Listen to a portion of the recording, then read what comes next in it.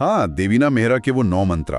अगर हम इन मंत्रों को अपनी रोजमर्रा की जिंदगी से जोड़ें तो मुझे ये थोड़ा क्रिकेट खेलने जैसा लगता है। जैसे क्या हमें हर बॉल पर छक्का मारने की कोशिश करनी चाहिए या सिंगल डबल लेकर एक लंबी पारी खेलनी चाहिए?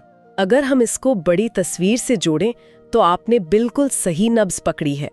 इन सभी मंत्रों का जो पूरा फोकस है वो अग्रेशन से ज्यादा डिफेंस और डिसिप्लिन पर है। इसका तीसरा मंत्रा यही कहता है, play for singles not sixes, यानी सिंगल्स के लिए खेलें, छक्कों के पीछे मत भागें।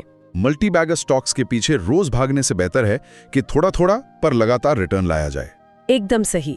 और इसका पहला मंत्र भी इससे जुड़ा है, be the house not the gambler, यानी जुआरी नहीं कैसीनो बने। ये कैसीनो वाली एनालॉजी मुझे बड़ी पसंद आई। किस्मत के भरोसे वहां बैठा है, वो किसी एक लकी दांव पर अपना सब कुछ लगा देता है।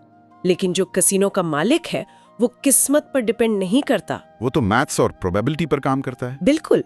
उसे पता है कि अगर खेल लंबा चला तो मैथमेटिकली जीत उसी की होगी। तो इसको हम एक्चुअल इन्वेस्टिंग में कैसे अप्लाई कर सकते हैं? किसी एक शेयर पर अपना पूरा कैपिटल लगा देना वो जुआरी बनना है, लेकिन एक बड़ा डाइवर्सिफाइड पोर्टफोलियो बनाना जहां रिस्क स्प्रेड आउट हो, वो कैसीनो का मालिक बनना है। जहां एक दो दांव अगर गलत भी हो जाएं तो भी पूरा मैथ्स आपकी ही पक्ष में रहता है। इसीलिए इनका दूसरा और 9वां मंत्र है, प्रोटेक्ट इन डाउन मार्केट्स और अवॉइड बिग लॉसेस। गिरते बाजार में खुद को बचाना बहुत जरूरी है। पर नुकसान से बचना मुनाफा कमाने से ज्यादा जरूरी क्यों है?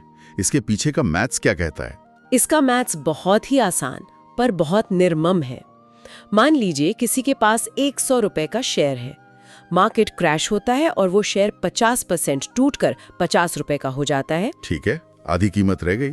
अब उस 50 रुपए को वापस 100 रुपए तक पहुंचने के लिए 50% नहीं बल्कि पूरा 100% का रिटर्न देना होगा। अरे हाँ, 50 का 100% ही 50 होता है, जो उसमें जुड़कर उसे वापस 100 तक ले जाएगा।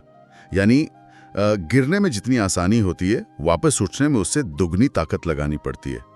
एग्जैक्टली। इसीलिए इन्वेस्टिंग असल में सही फैसले लेने का खेल कम है और गलतियां ना करने का खेल ज्यादा है। फाइनेंस की भाषा में इसे लूजर्स गेम कहा जाता है। ये तो कुछ वैसा हो गया ना, जैसे गली मोहल्ले में जब लोग बैडमिंटन या टेनिस खेलते हैं, वहां मैच वो इंसान नहीं जीतता जो बहुत तेज स्मैश मारता है, बल्कि वो जीतता है जो नेट पर शटलकॉक मारने की गलती सबसे कम करता है। सामने वाला खुद ही आउट मारकर आपको पॉइंट दे देता है। एकदम सटीक एग्जाम्पल दिया आपने। आपको बस पिच पर टिके रहना है। अब इसके एक और पहलू पर आते हैं जो थोड़ा इमोशन से जुड़ा है। कई बार इन्वेस्टर्स को किसी शेयर की स्टोरी या उस कंपनी से इतना प्यार हो जाता है कि वो भारी नुकसान होने पर भी उसे नहीं बेचते। हाँ, लॉयल्टी दिखाने लगते हैं। जिसके लिए चौथा मंत्र है, प्ले एवरीथिंग बिलीव नथिंग। किताब का साफ कहना है कि अपने परिवार से प्यार कीजिए, अपने पोर्टफोलियो के स्टॉक से नहीं। हाँ, सही बात है।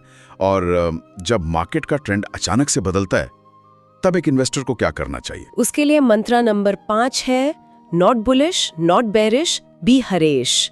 यानी ना तो हमेशा तेजी की उम्मीद लगाएं, ना ही हमेशा गिरावट की, बल्कि एक खरगोश की तरह फुर्तीले बने। नए डेटा के हिसाब से अपनी स्ट्रैटेजी तुरंत बदलें। फ्लेक्सिबल रहना जरूरी है। बिल्कुल, क्योंकि 8वां मंत्र कहता है, रिजिडिटी किल्स, यानी हठधर्मिता जानलेवा है। जैसे इंसान के ब्लड वेसल्स का सख्त होना हार्ट अटैक का कारण बनता है, वैसे ही पोर्टफोलियो में अगर लचीलापन नहीं है तो वो उसे बर्बाद कर देगा। एक और चीज मैंने नोटिस की है, एक ट्रेंड बहुत दिखता है आजकल।